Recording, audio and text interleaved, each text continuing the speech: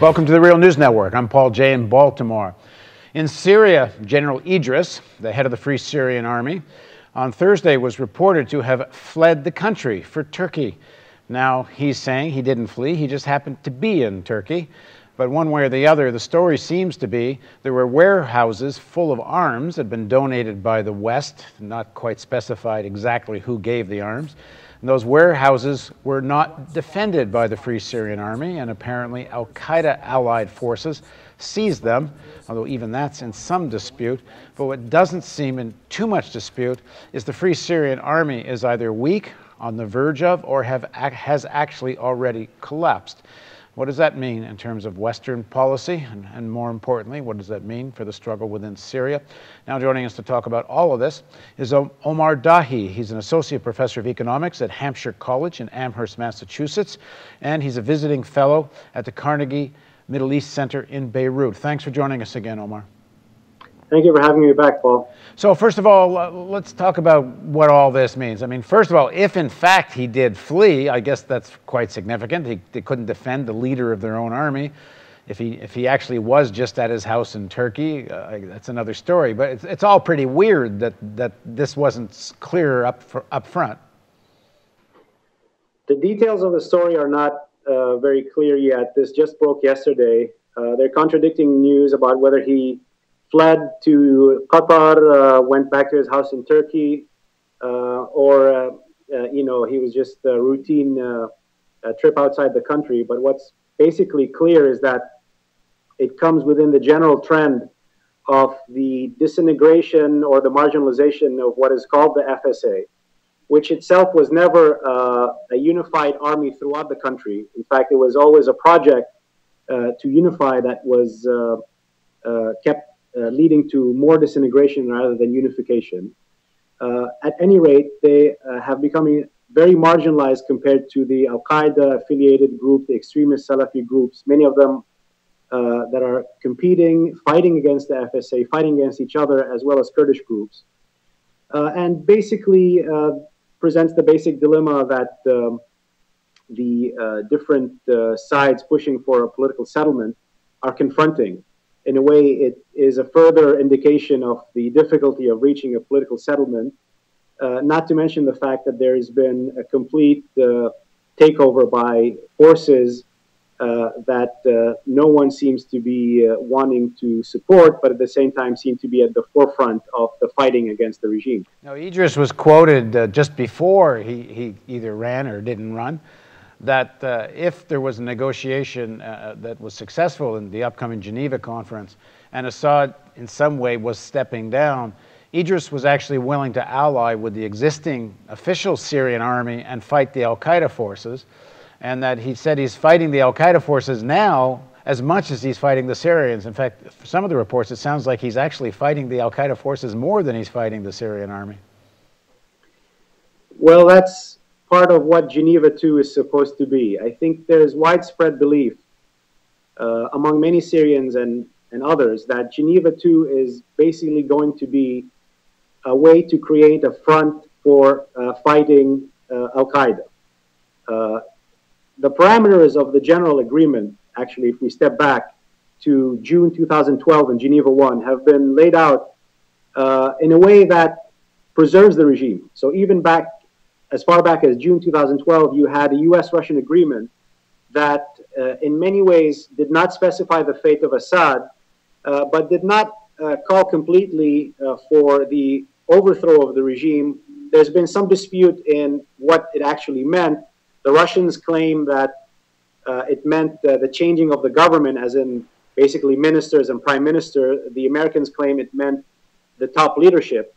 But at any rate, there was an agreement to preserve the state institutions, to preserve the military security apparatus of the regime. This is because they learned at least something from Iraq when they destroyed the entire state and left the place in chaos.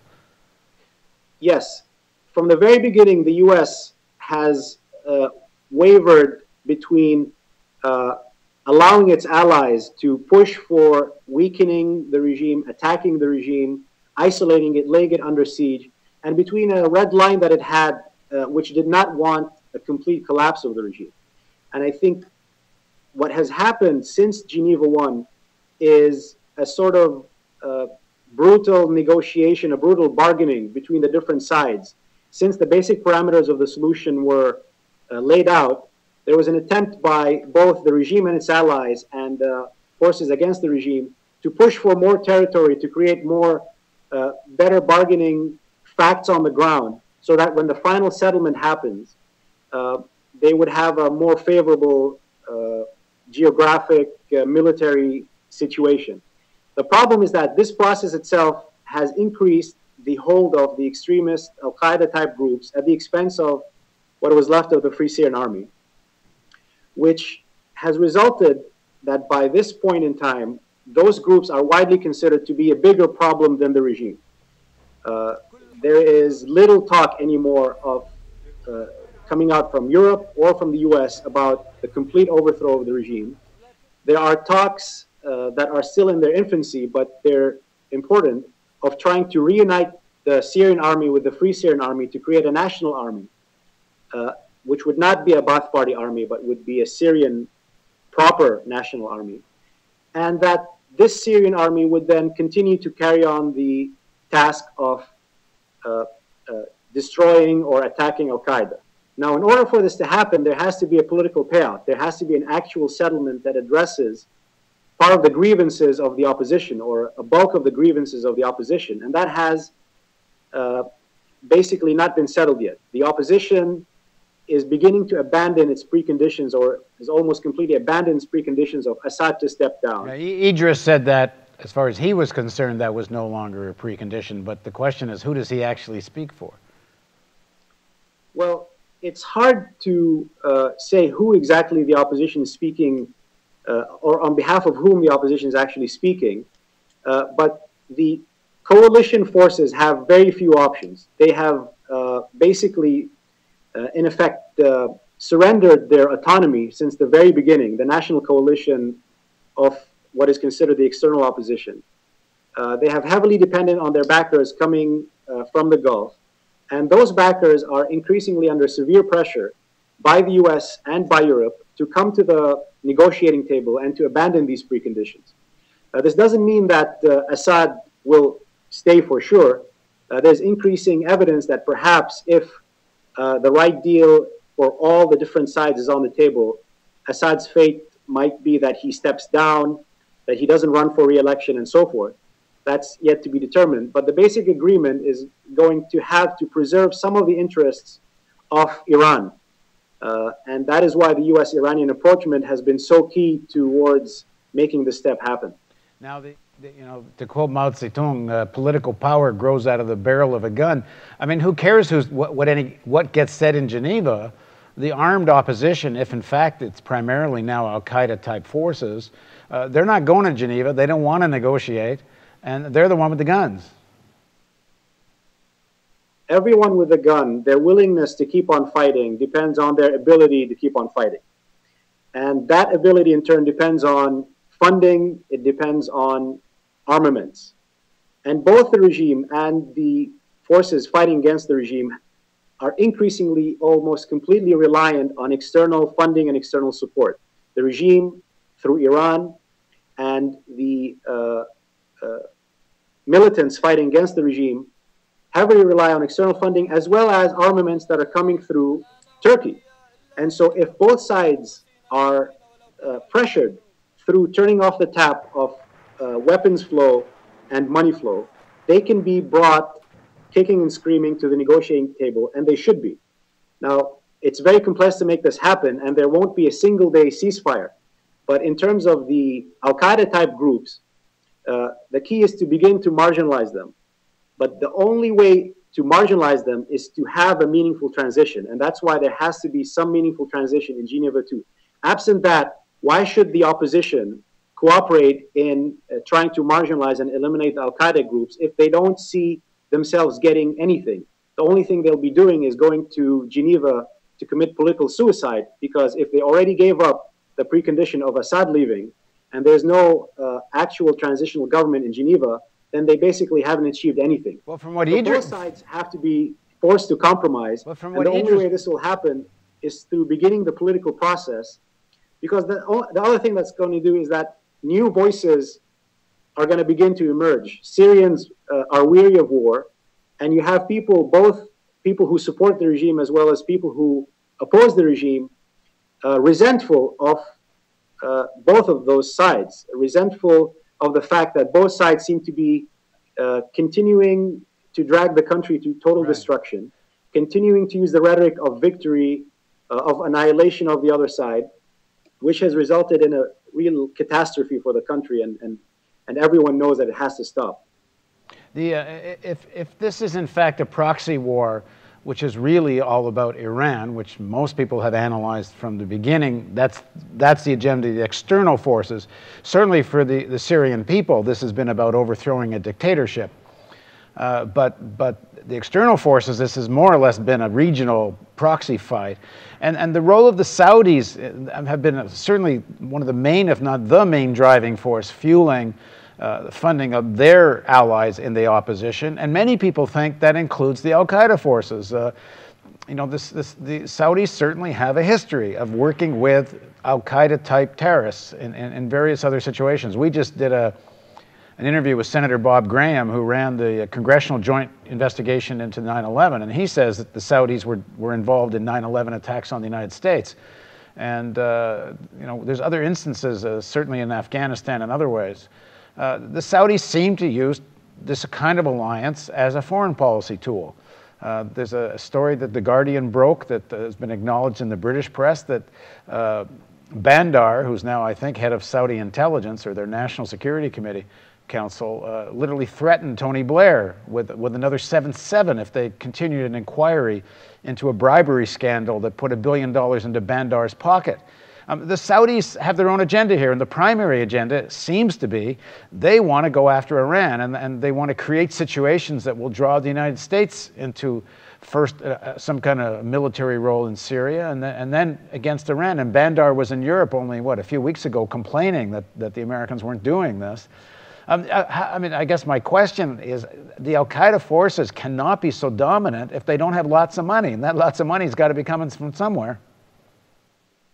The primary funders coming from the Gulf has been Saudi Arabia, Qatar, Kuwait, and the Emirates to a certain extent. And in many ways, from the very beginning, it was obvious that the goal was to, especially the goal of Saudi Arabia, was to defeat Iran in Syria, to weaken the Iran-Syria-Hezbollah nexus, to isolate Iran, and to further lay siege and strangle it. And we know from the past decade, from their response of the Gulf during the Israeli attack on Lebanon in 2006, everything we know about the WikiLeaks cable releases, where the Gulf was pushing the U.S. for further punishing Iran. Yeah, this has been quote where Abdullah says to the American ambassador, "We want you to cut the head off the beast," which meant Iran. Correct. Correct. As well as there are many declarations which essentially gave the green light in the 2006 war for Israel to destroy Hezbollah. We know that these policies have preceded the Syrian uprising. And we know that from the very beginning, Iran recognized that this is happening. And this has been one of the main reasons why they have increased their support for the Syrian regime. And from the very beginning, Iran declared that they would not allow the Syrian regime to collapse, and that they're willing to go as far as it takes to support the Syrian regime. And now you see that actually happening on the ground. On the other hand, this has been met with an increased attempt by Saudi Arabia and the other, some of the other Gulf countries, not all of them. Oman, for example, has had a much more independent policy on this. But primarily Saudi Arabia and Qatar, to increase the funding. And the funding was dominated, increasingly dominated by these extremist groups. On the other hand, Saudi Arabia now sees itself isolated, and they're going to be forced to change their line sooner or later because of the fact that they have picked battles with almost all of their allies. To begin with, Saudi Arabia used to claim in the past 10 years that they're going to look east towards Russia and China. Well, they're on opposite sides of Russia and China at this point. They managed to cross with or break with Turkey because they supported the coup in Egypt and Turkey stood against the coup.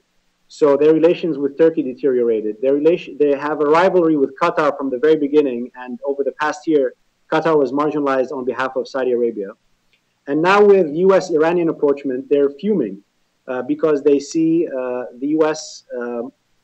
Basically doing the opposite of what Saudi Arabia had hoped they would do, but the U.S. doing what is the rational thing to do, which is a diplomatic solution to the Iranian nuclear issue. So sooner or later, Saudi Arabia is going to have to toe the line. And I think over the next couple of months, they're going to be making a decision whether or not to attend Geneva II and to support the process.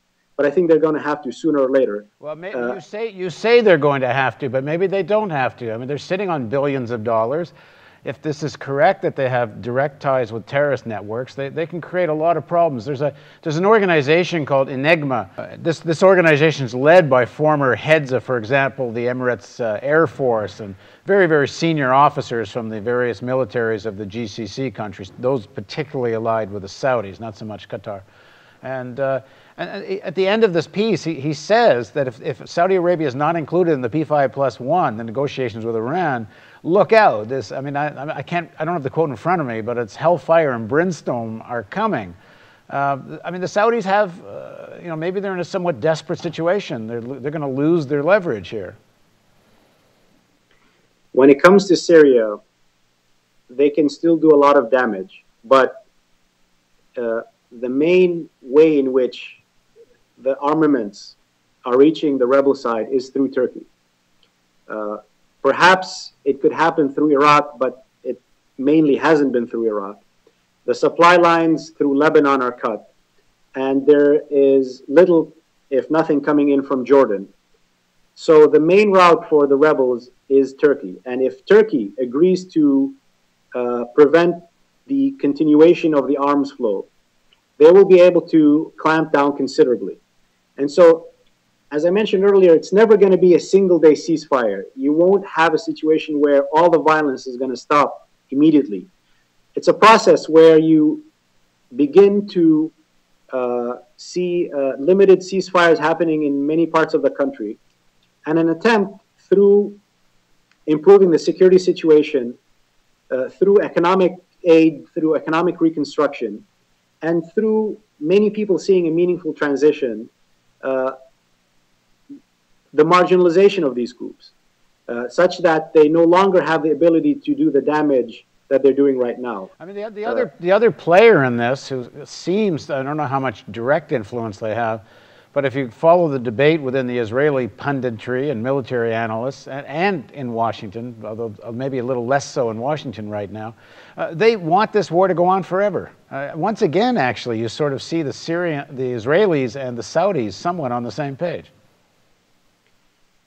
They didn't see eye to eye on Syria in the sense that the U.S. was with Israel in rejecting a complete collapse of the regime, whereas Saudi Arabia had no problem with continuing the fight and more destruction against the regime. And the regime has suffered lots of losses, by the way, in terms of lives. Tens of thousands of pro-regime fighters have been killed.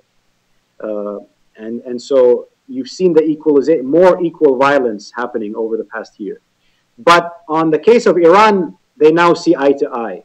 And you do see attempts by Israel through their contact or their allies in the US and in Congress to try and sabotage the nuclear deal. I think Israel is going to be doing all it can at the congressional level to block the deal or to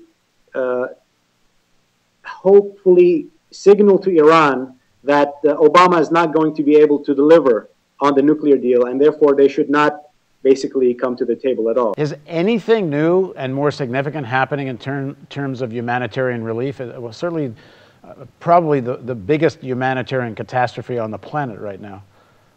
So on Monday, you're going to see a major announcement in Geneva by the United Nations relief system of what are called the RRP 6 and SHARP plan. SHARP is the humanitarian relief program for everything inside the borders of Syria, and the RRP is the humanitarian relief for everything that is in the regional countries, in the neighboring countries, for both humanitarian relief, refugee work, but also for development that helps the local countries as well. And it's going to be the biggest pledge in the history of the international relief system, maybe upwards of 5 or 6 billion. And that's going to be a major milestone that is just as important as Geneva II, because if there's no dramatic improvement in the humanitarian situation, and even if the Geneva II pledge? Where's the money coming from? Well, the money, this is basically going to be the need. They're going to announce the need, and the pledge is going to come from perhaps a Kuwait II conference. The first Kuwait conference was what gave the pledge for this past year's RRP and SHARP. And then next year, perhaps another Kuwait II conference where the Gulf countries and other countries around the world are going to be pledging assistance. But it's going to be unprecedented, it's going to be massive, but it's going to be sorely needed because you really have a catastrophic situation. But so far it's a massive ask, not a massive pledge. Massive ask, yes. All right, let's see if anyone actually ponies up. Thanks very much for joining us, Omar. Thanks for having me. And thank you for joining us on the Real News Network. Don't forget, we're in our year-end fundraising campaign. We have a $100,000 matching grant. We're more than halfway there, but we're getting near the end of this year. The match has to be done by the end of this year. So if you like what we do at the Real News, we need you to, if you haven't already, click a donate button, send a check, come knock on our door. One way or the other, we need your support if you want us to keep making real news. Thanks for joining us.